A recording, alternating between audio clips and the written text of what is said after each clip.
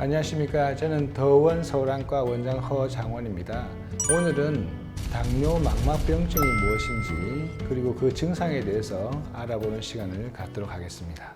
여러분 다 아시겠지만 세종대왕께서 말년에 실명을 하셨는데 그게 당뇨 망막병증 때문에 실명하신 겁니다.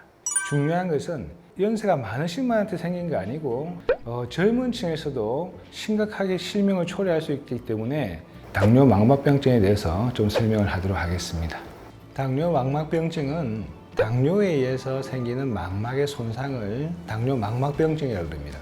그런데 이 당뇨 망막증이 왜 발생하냐면 우선 당뇨가 있으시면 그 피가 맑지 못하고 굉장히 탁합니다.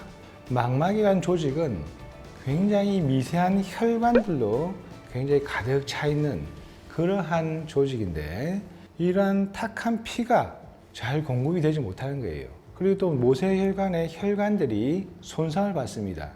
혈관이 막히면은 그 부분은 망막이 기능을 못해요. 그러면 이 혈관이 혈관 신생인자라는 것을 막 냅니다. 건강한 혈관은 튼튼한데 이 혈관들은 병적인 혈관이라서 잘 터지고 혈관 바깥으로 막 새어나옵니다. 이러한 일련의 과정들이 점점 누적이 되면 결국 시력이 떨어지는 것이 당뇨 망막병증의 기본 원리입니다. 당뇨 망막병증은 단계에 따라서 두 가지로 나눌 수 있는데요. 비증식성 당뇨 망막병증과 증식성 당뇨 망막병증으로 나눌 수 있습니다.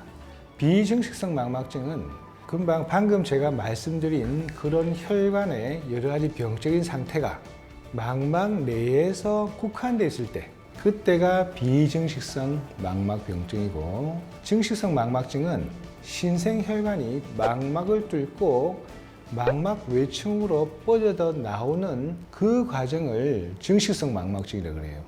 비증식성 망막증에서는 망막에 아주 조그만 점들이 보이는데 그것이 점상출혈 또는 미세혈관류라 그러고, 정맥들이 굉장히 두꺼워지고 소세지 같이 이렇게 볼록볼록 하는 그런 모습도 보일 수 있습니다. 여기까지가 비증식성 망막증이고, 정식성 망막증으로 하면 신생혈관이 굉장히 굵게 나타나는 것을 볼 수 있고, 그것이 더 진행이 되면 견인막을 만들고, 그것이 더 진행이 되면 유리체 출혈을 만들고, 그것이 더 진행되면 견인망막 박리를 만들어서 결국 실명을 유래하게 되는 것입니다. 당뇨 망막병증의 증상은 초기에는 증상이 전혀 없습니다. 망막은 황반부와 주변부 망막으로 나눠져 있는데, 주변부 망막에서는 아무리 많은 손상이 있어도 본인은 느끼지 못합니다. 황반부를 침범했을 때 비로소 본인이 느끼게 되는데 시력이 떨어지게 됩니다. 황반부를 침범하지 않고 증상은 없다가 주변부에서 갑자기 유리체 출혈이 생기면 비문증이 갑자기 생길 수도 있습니다.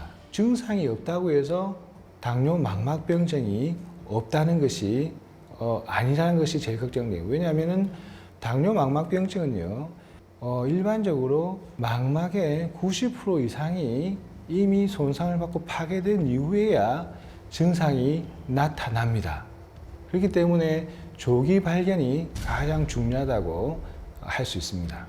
오늘은 당뇨 망막병증이 무엇인지 그 증상에 대해서 알아보았습니다. 다음 시간엔 이어서 치료와 예방법에 대해서 알아보는 시간을 갖도록 하겠습니다.